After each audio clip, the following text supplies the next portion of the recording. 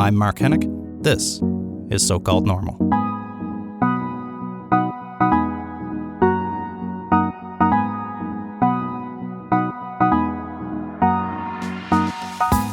Hey folks, welcome to So-Called Normal. I'm Mark Hennick. Today on the show we have Pete Bombaci. Pete is the founder of the Genwell Project, focusing on bringing people together, on building social connection, and that's really our whole conversation on this episode was about that, about building connection and the importance of that. Peter's a fantastic speaker, coach. I've known him since his work as the country director for Movember Canada, when they really started to focus as well on men's mental health as part of that mandate. So I love my conversation with him, and especially when we got into this idea of breaking down silos, of breaking down loneliness. And sometimes I don't think we realize I think I qualify as an old millennial, how we've never been taught how to make friends before, and how it gets so much more difficult once you get into your 30s and older to actually make new connections and to make new friendships, to try to break those silos down. So I really enjoyed my conversation with Pete about that. I think you will too. Stay tuned until the after our conversation, because I want to hear your thoughts as well, and I'll give you all the information on how to share that with us. So here's my conversation with Pete Bombaci on So-Called Normal. I had a neighbor, we were out having a walk with our dogs in the park, and she said, well, there is a reason why they called social isolation punishment. Like, the worst punishment we can give to somebody is when we put them in solitary confinement. Right. Like, so, hello, when are we going to see that is a punishment? So when we isolate ourselves, that's not a good thing, whether it's by choice or whether by the fact that you can't actually make that step to reach out. In my TED Talk, I don't always talk about it, but this idea of the perceptual collapse. 100%. Right? That as you become sicker, it darkens and hardens that your ability to see connections around you until it gets so tiny and tight and suffocated that you feel like you're trapped and you have no other option except to kill yourself in order to get out of it. It's an attempt to escape that crushing loneliness. You mentioned the word hope at the end of that part of your TED Talk, and it really hit me, which is that is what we're talking about here, is hope, because when you turn off the light at the end of the tunnel, then people look for other choices. And I read a study recently just about rumination. And, none of us can actually, when we're ruminating, none of us tell ourselves we're the most best looking, wealthiest, living the greatest life, especially when we're competing against all the social platforms that tell us that there's no way that you can compete with the other million people, including the Kardashians and the Jenners and all these other people that we're watching. The reality is we need to turn inwards and start to understand, hey, what is it that makes people happy?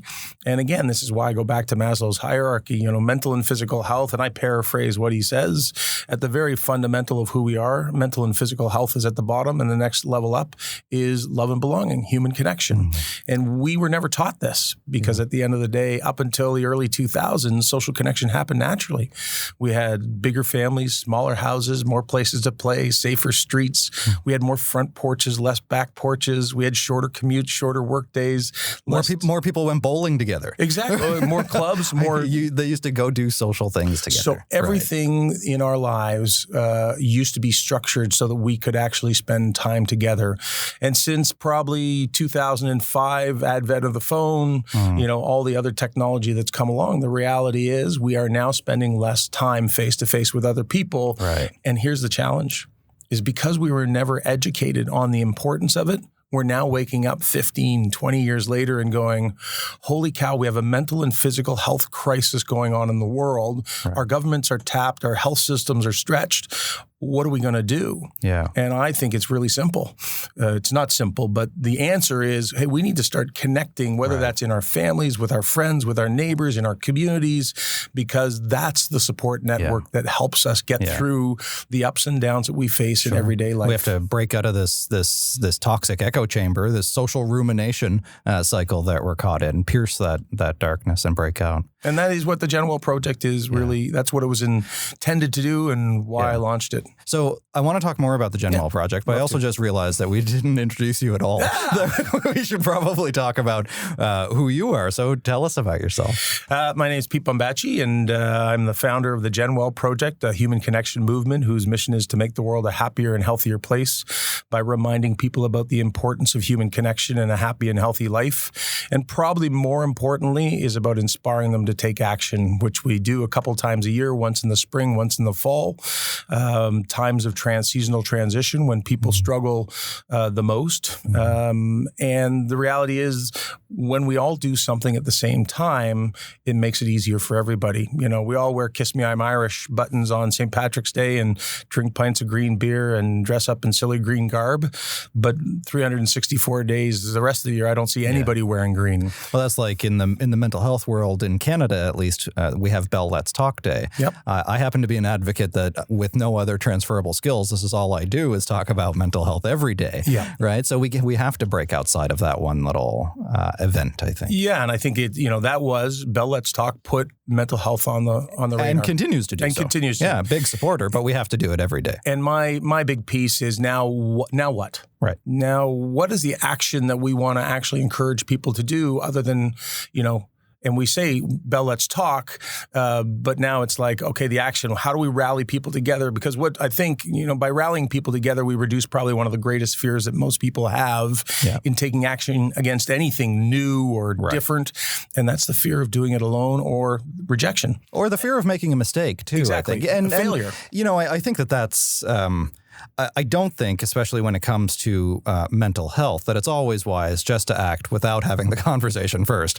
But I feel like we've been talking about mental health now for years. We've been talking about social connection for long enough that maybe it's starting to slide into just a conversation and nothing more. Eventually, I think we have to do something else. So what are you doing with Genwell? Well, the reality is we rally people around these 2 weekends. Suicide rates are highest in the springtime. Most people think it's actually the dark days of winter because it certainly feels like that. Right.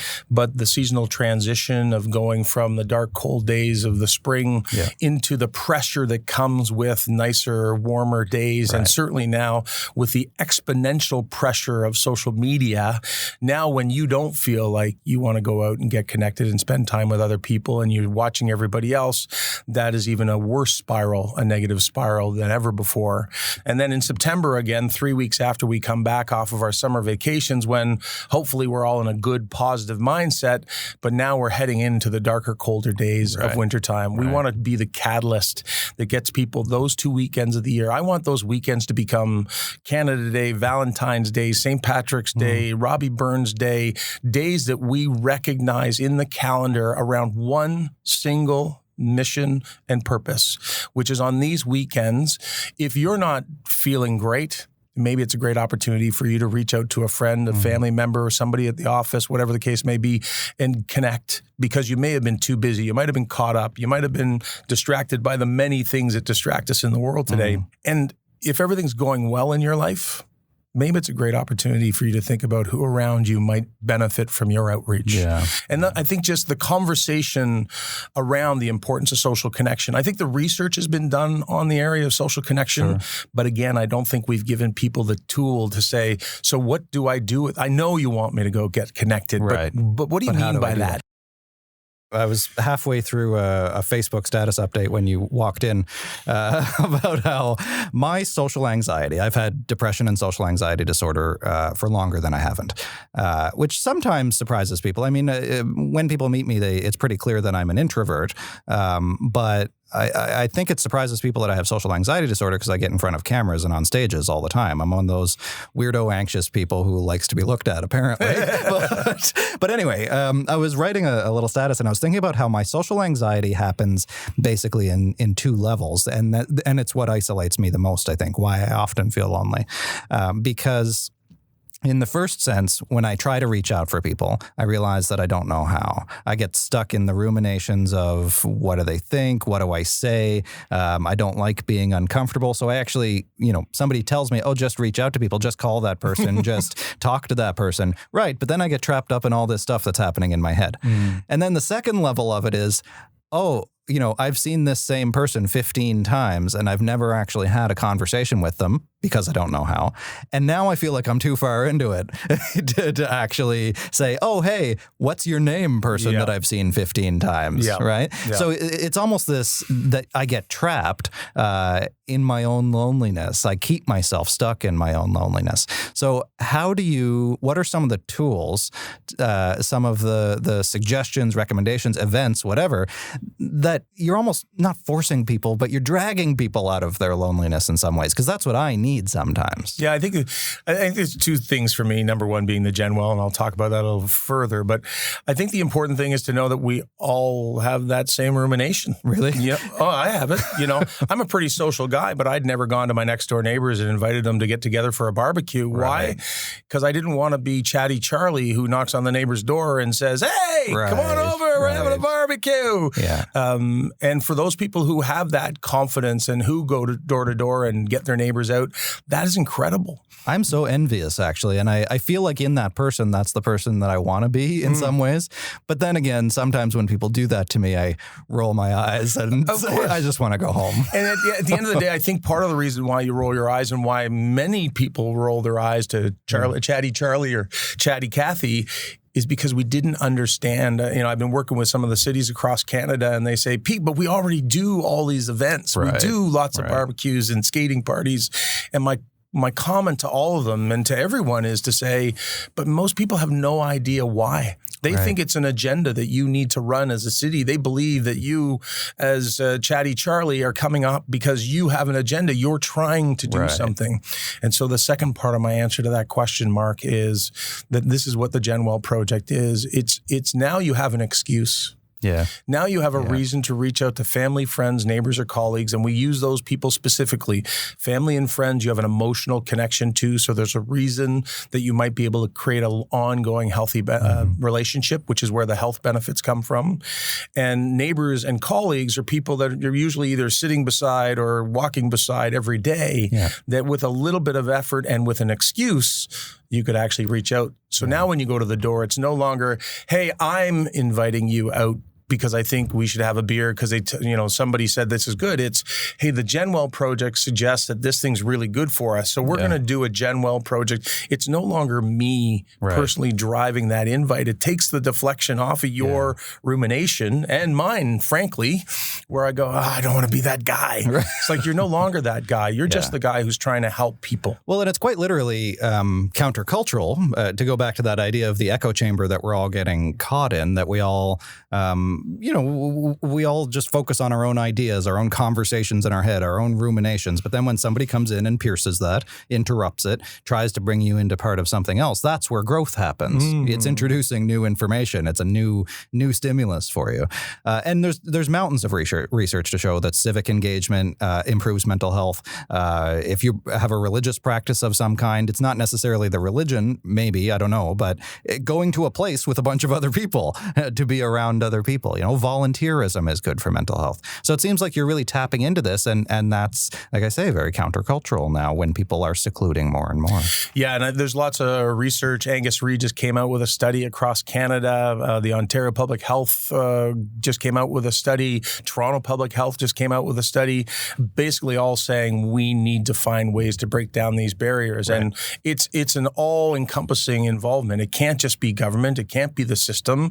It's actually got to be people. And we were fortunate enough, Mayor John Tory was kind enough to give us an hour of his time. We did an interview, and he's also put out a challenge to all the other mayors across Canada to get on board with the Genwell Project and make these weekends a no-holds-barred connection extravaganza. And whether that's with a family member, whether it's with a friend, whether it's with your whole street, because again, when we built this movement, the idea was to make it welcoming to everybody. So if you're an introvert, as you are suggesting, Mark, for you, it might be you and I having a coffee. Right. But for somebody, it might be the street-long potluck or ball hockey game. For somebody else, it may be just, I want to get my family together because I haven't seen them in months. We talk about how this movement, the human connection movement, is about everybody. Yeah. And, when we post research every day, research insights, tips, tools on our platforms every day, I've got lots of research that says CEOs are some of the loneliest people in the world. Now, the reasons might be different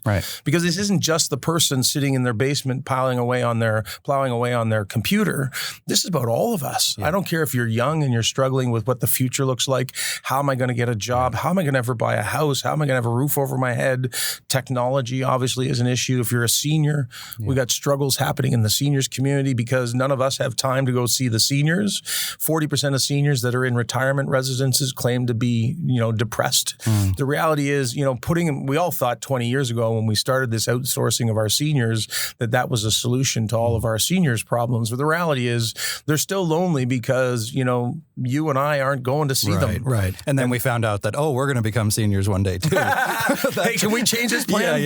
Yeah. So, and then workplace mental health, a happy, highly connected workplace is up to 22% more productive, increases engagement, collaboration, retention. But let's actually step one step deeper and say it actually makes your employees happier and healthier. So that's a win-win. So what we need to do is stop focusing on, this is my message to businesses, is stop focusing on building great culture, build great people. Because great people create highly productive and beautiful cultures in your workplace. And I think what's happened over the last 2 decades is that workplaces used to be able to just throw the party and everybody was happy because there was money going on. We lived in the greatest growth era in the history of the world up until 2008.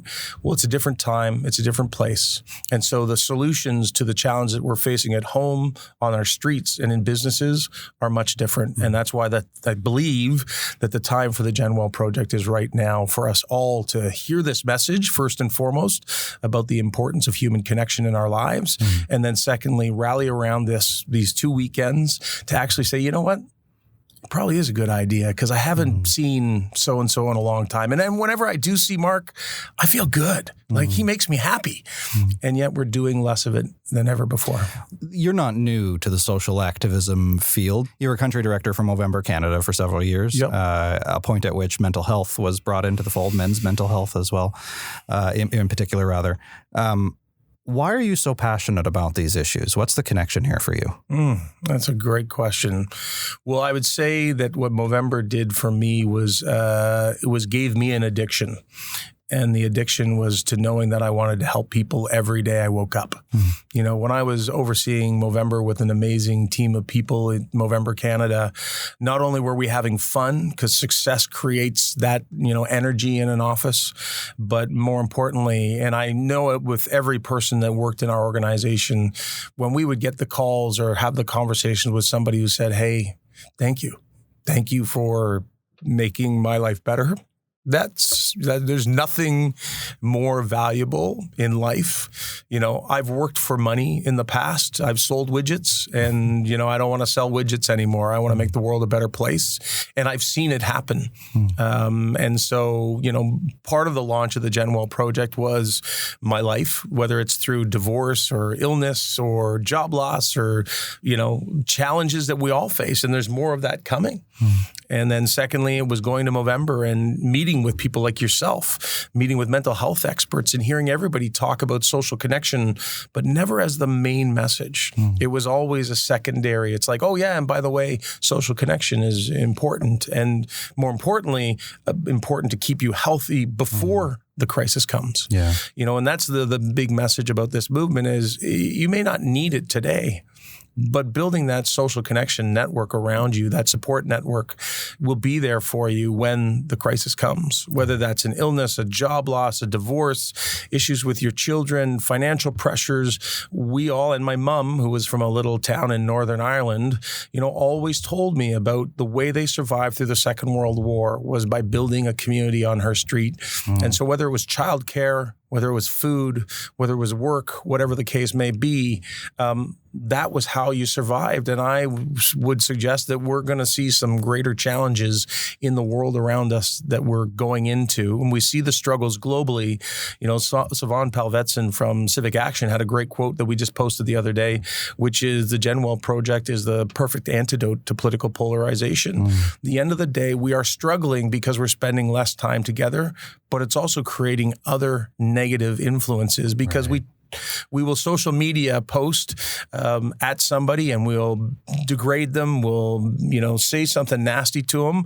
When if you and I, like we're doing right now, sat down and chatted, even if you were a left wing and I was right wing or center or, wherever you were, whatever side you were on, the reality is we'd realize, hey, Mark, you're a really good guy. Yeah, you're less likely to call somebody a dickhead to their face than you are on Twitter. And it's I've thought a lot about this too, because contact-based education is something that we try to do in the mental health field all the time. Great researcher out at Queen's University named Dr. Heather Stewart, an epidemiologist. And the idea is that read all the books you want about people with mental illnesses, even severe and persistent mental illnesses. That's probably not going to reduce stigma. I mean, we look at the healthcare sector alone and people with lived experience of mental illnesses who have to go through the mental health system most of the time report that that's where they receive the most stigma from all these smart people who read all the books, who know all the diagnoses and all about the medications.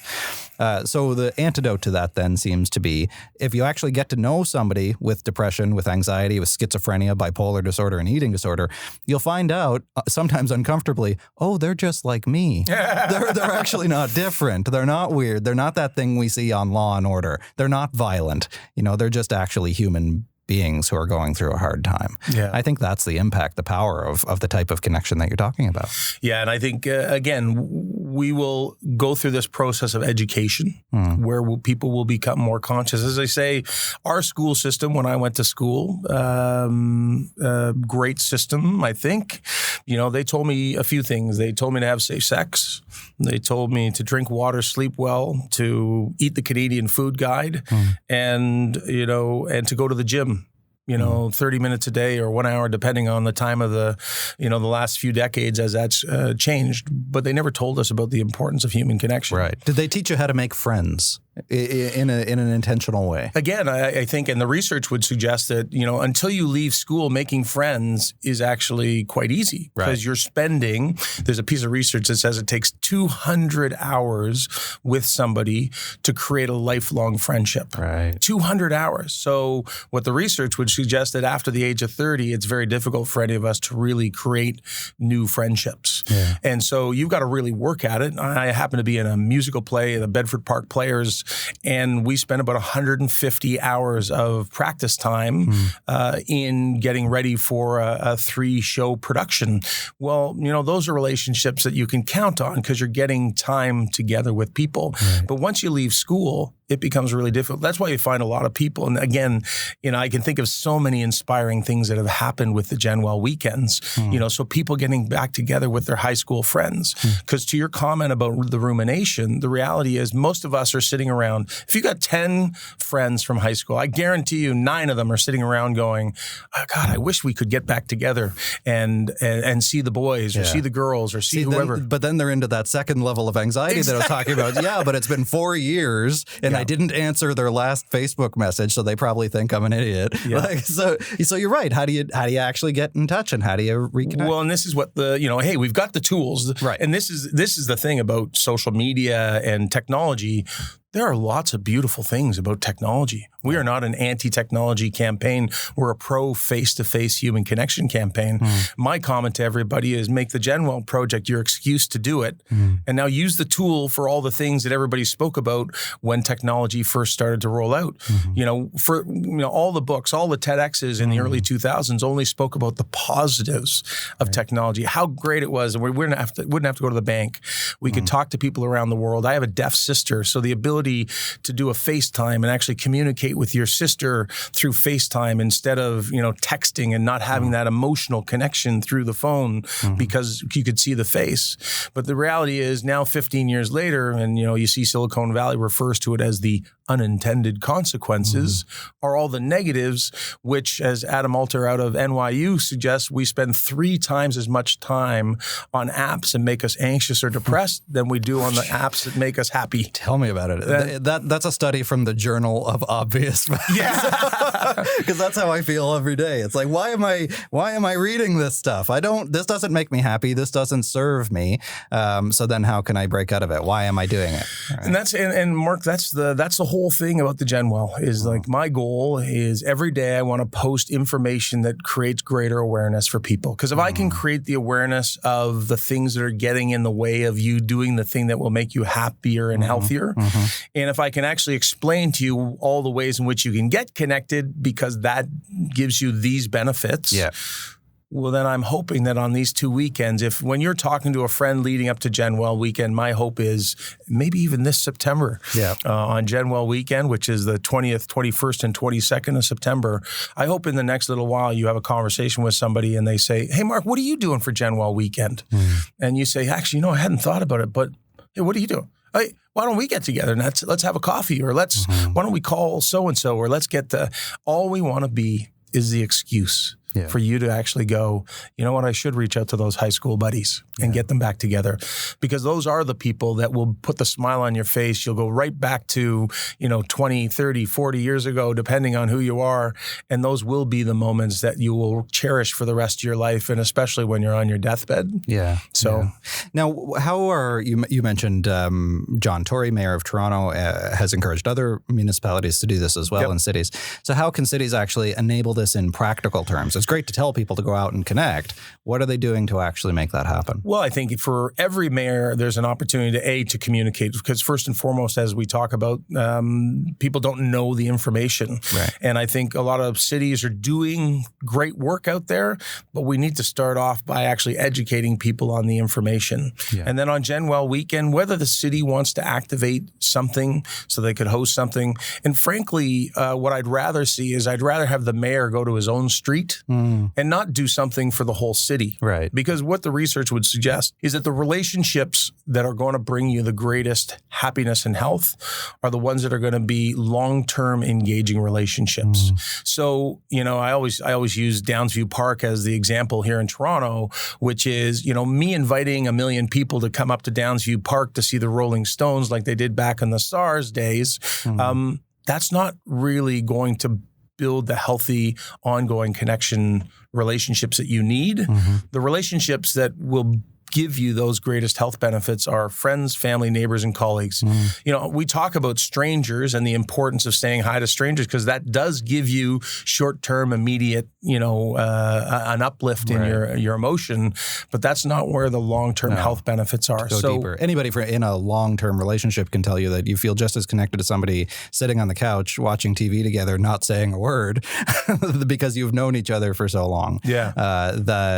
As you can from a casual hi, hello, how are you, walking down the street. So our message to the mayors is A, communicate it. Yeah. B, take some kind of action. But, and what I'd love to do, like we did with John Tory, is I'd like to get every one of them to film a video, a sincere, authentic, real video talking about why you, Mr. Mayor or Mrs. Mayor, believe that this movement is so important. We've worked with BIAs. We had a BIA out in Halifax the Quinpool BIA, who used the Genwell Project as their excuse to get local community out, not to go spend money in their local business, but to get the community out because that's what's right for the community. And guess what? When you actually bring people out for the purpose of, health, happiness, and goodness, you think they're going to support the community? Yeah, you're darn right they will. Yeah, sure. Because again, it's about going deeper for people and actually understanding what are people struggling with the most right now. Yeah. And if human connection is it, then every business, even the Genwell Project is always seeking new partners. Yeah. Molson Coors is coming on as a partner for the September campaign, and kudos to them. They've been bringing people together over beer for a couple 100 years. And the reality is every business that is at the center of bringing people together, whether it's packaged goods company, it could be about transportation because it's helping people get connected. We're talking to some insurance companies who are all about prevention. We're talking to employee assistance programs because we have to stop waiting till people are in crisis before we do something. Yeah. Well, and we see this in workplaces at these companies too. Would certainly see this where when you have good when your staff feel like citizens of the company, right? When they have such a tight-knit network with their own workplace, they're going to be more productive. They're going to go the extra mile for their workplace. They're going to try harder and make a better culture. Yeah, no question. The research is pretty clear on that, and I think the important thing is to think that the world is changing. So your employees, when business was booming and bonuses were there and pay increases were there, people were out living lives, big lives, and everything was covered off. Now we're living in a world where some of your employees are probably struggling just to keep food and shelter in their lives.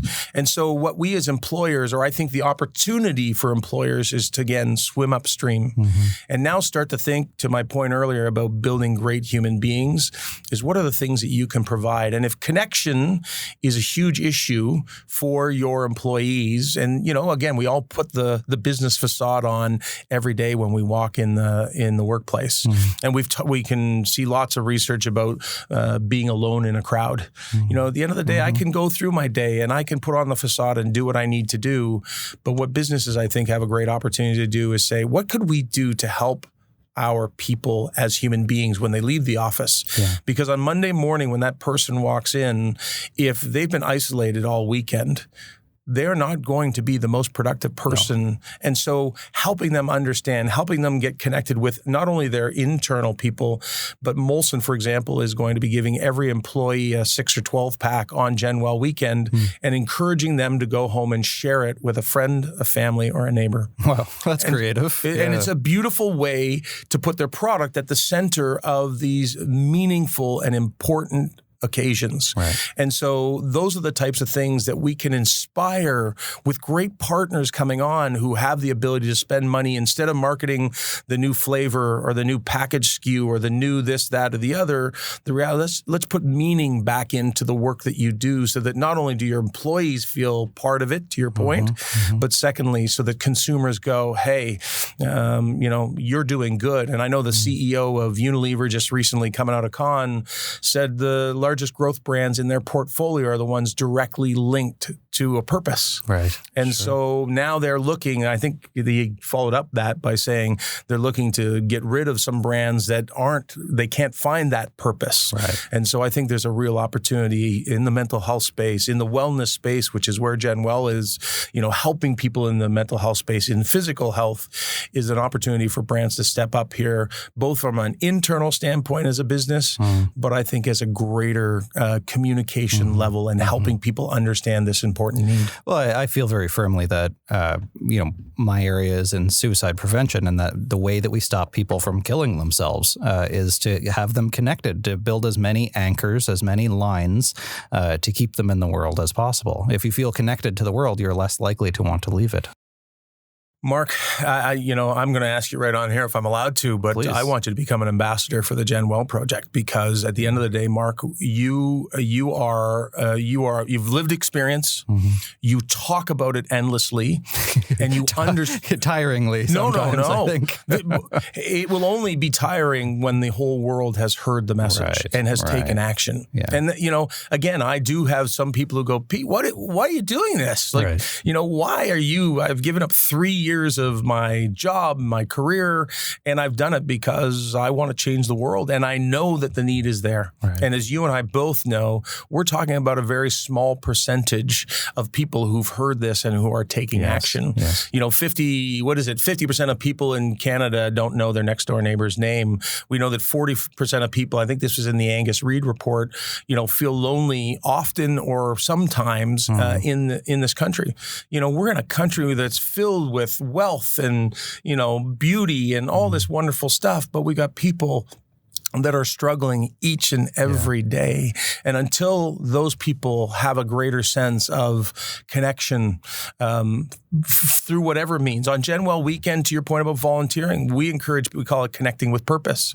So for some people, it'll be about, hey, Mark, let's get together because I wanted to see you. I might feel better. For other people, it might be thinking about somebody else. Right. And thirdly, hey, if everything's great, maybe you can actually go get a group of your friends and go clean a park, go volunteer at a senior's home, go hang out and ride some bikes with some kids. Yeah. And it's nothing to do with networking. It's not how can I advance myself and my career, even though that's an important part, obviously, of life, but it's not that. And I think, to me, and I did have a conversation with a business leader last week, and he said, I'm thinking of running a networking event. And I said, can we call it something other than networking? Can we talk about building relationships, meaningful relationships where we actually connect with people? That's where the relationships, or that's where the networking comes from. Yeah. When do you feel most comfortable in reaching out to somebody and asking for some help? Yeah. The line I always use is, when was the last time you went out of your way to help somebody you didn't know? But if you just meet them quickly, there's no ability, in my opinion, to authentically reach out and ask for help. But if you actually had a great conversation and talked about them as a human being, family, other things, and that takes time, to me, that's where the real value comes. There's a question that's been nagging me for the last few minutes. If you'll indulge me, go for it, because it's probably a bit personal. But you mentioned your sister, that she was deaf. Older, younger than you? Older. Yep. What was that like for you with an older sister who was deaf, trying to connect with her? I imagine it must be terribly isolating to be deaf in a world of hearing people, right? Well, that is a big question mark. My sister is, she's soon to be, I think she's about 60. She does battle some mental health issues as well, which I think, could have been exacerbated because of the handicap. But the reality is, deafness is a very challenging disability. And the reason is that nobody can tell. Because I can still remember as a kid going in a grocery store lineup, and the cashier said, "Thank you very much," as she passed back the change. And my sister turned and walked away. And I heard her say something along the lines of, "Oh, what a bitch," or something like that. And I had to turn to her and say, hey, I'm sorry. She's deaf. She didn't actually hear you. Right. And so I can tell you my sister's world has, over the last 2-3 decades, turned very internal. And the only people that she wants to hang out with are deaf people, because she believes that the rest of the world doesn't understand. But she has a community of people who do. Yep, right? But she's, like many people that get older, your circle shrinks. Yeah. But when you're deaf, your circle really shrinks, and then geography becomes a challenge. And she's got some long-term, she's working through a shoulder injury that's taken her out of the workplace. So now, what does she do all day other than going to the occasional physiotherapy appointment? But she sits at home and she's isolated and lonely.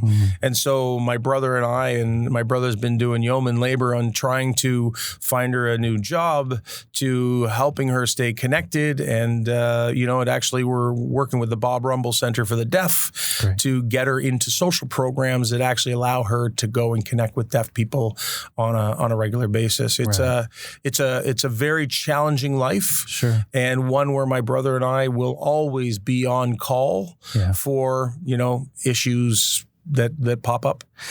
I don't know, I'm not in your experience, but part of my reaction to that is what an exhausting privilege to be that person for your sister. You probably couldn't have said it any better. And I'll tell you, at times it's a challenge. Sure.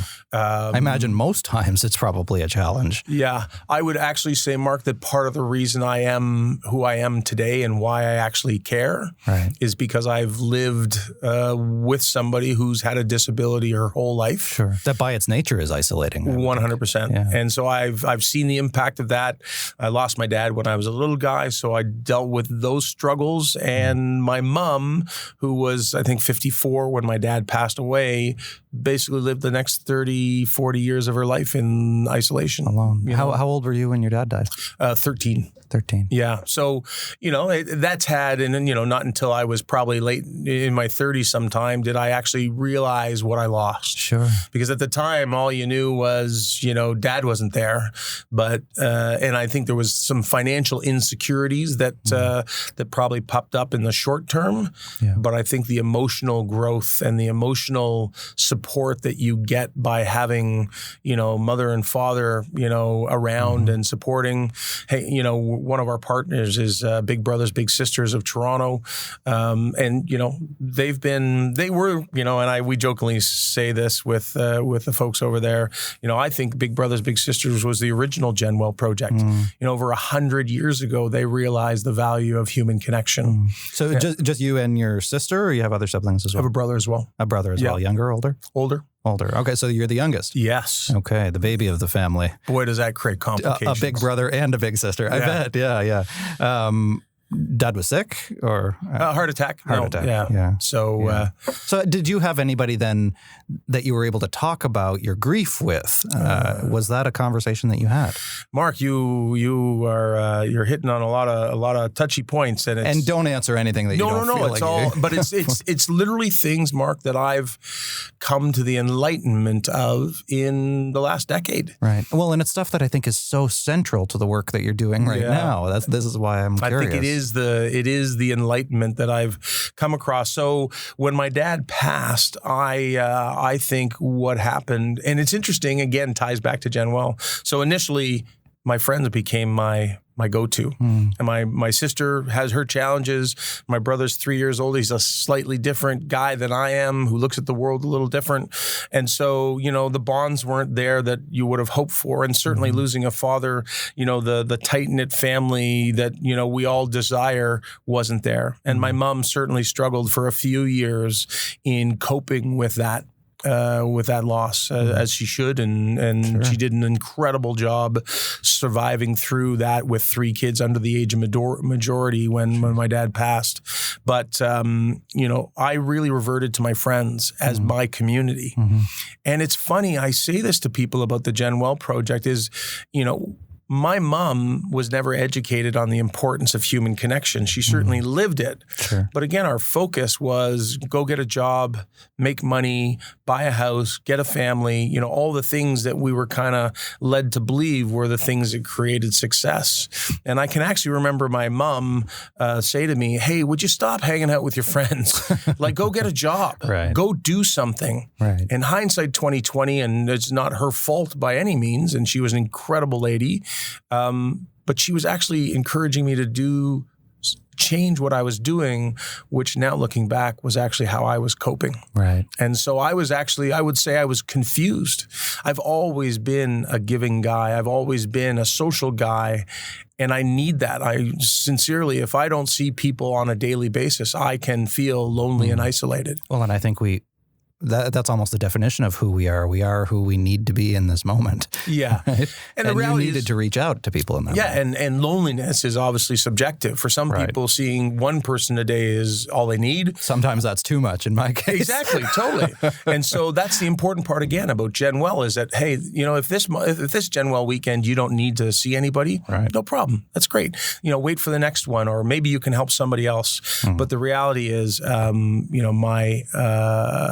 my group of friends was my support network. And at times in my teens and 20s, a lot of times I would be told, hey, why don't you go do something?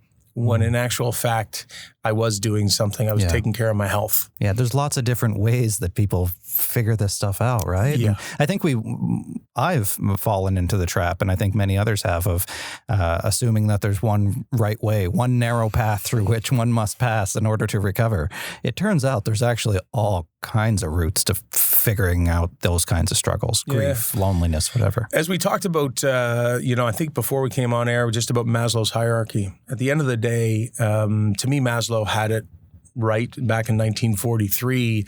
And when you look at the hierarchy, and I paraphrase mental and physical health, social connection, work or a contribution, aspirations, and then giving back, self-actualization, he didn't tell you what to do with each one of those things. He just told you those are things you should be focused on.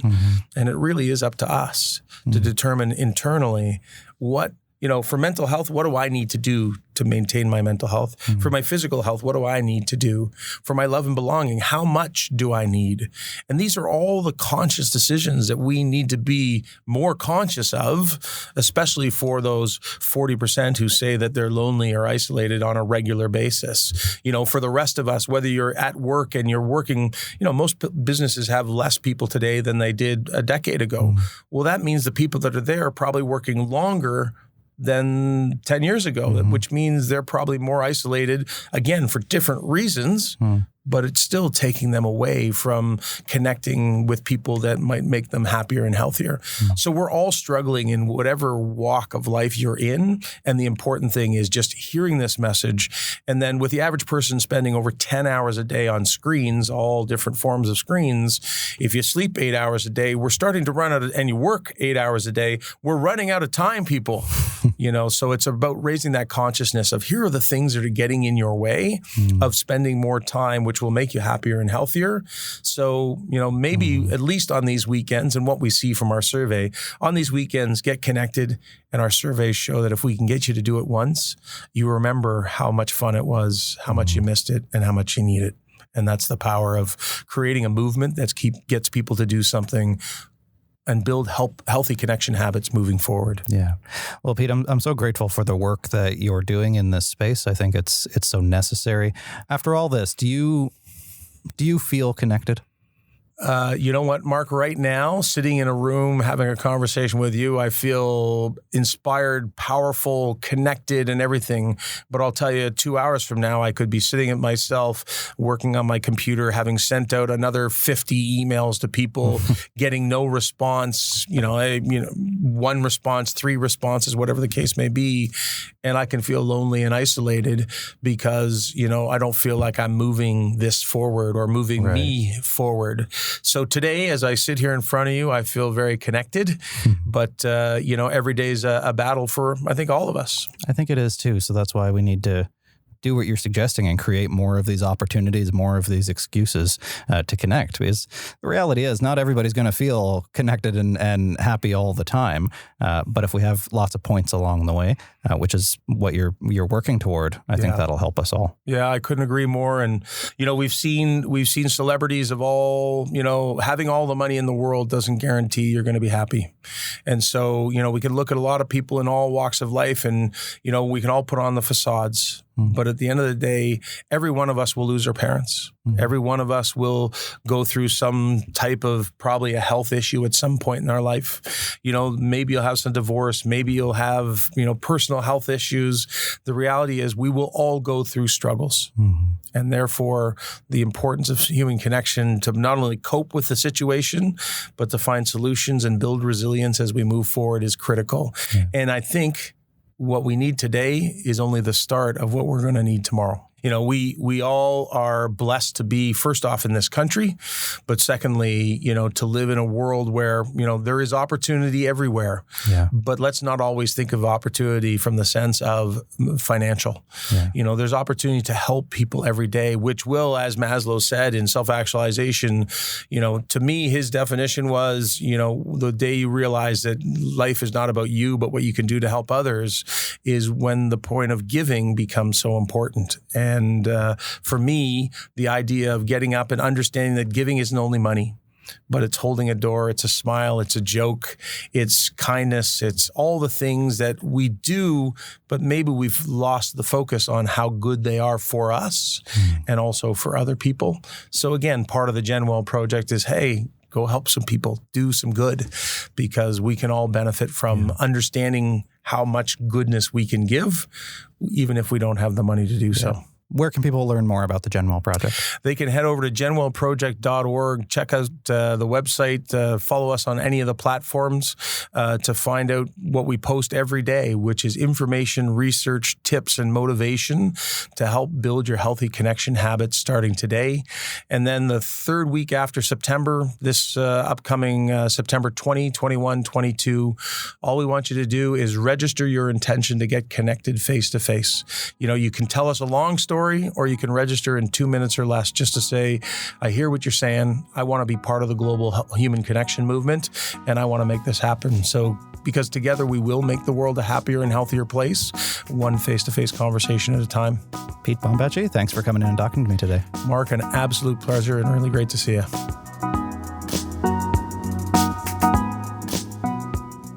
That's it. That's Pete. I love Pete so much.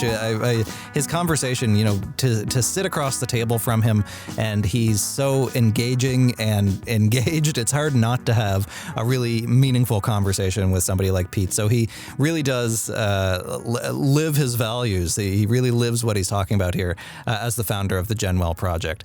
So the next, as you heard in the conversation, the next Genwell Project weekend is on September 20, 21, and 22, and you can register your event or learn more information about it at genwellproject.org. So I want to thank Pete for coming on the show.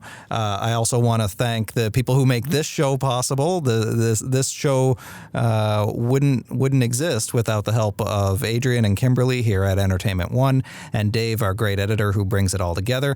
If you enjoyed it, and I hope you did, please head on over to Apple Podcasts, scroll down and subscribe, leave us a rating, give us your thoughts in the comments section if you like, and share the show. Share it on wherever we are. We're everywhere, on Twitter, Facebook, Instagram, YouTube, everywhere else. You can find me, tag me at Mark Hennick, at MarkHenick.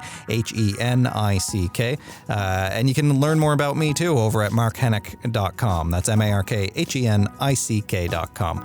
You can get the show wherever you listen to your podcast. So Apple Podcast isn't the only option. You can go to Google, Stitcher, Spotify, iHeartRadio, wherever you find us. There's plenty of places where you can find, listen to So-Called Normal. Follow me on any of them. That's it, I think, for the show today. We're here every Monday, so come on back. I'm going to have another really great conversation with a new guest to expose you to next week. So I'm Mark Hennick, and this has been So-Called Normal.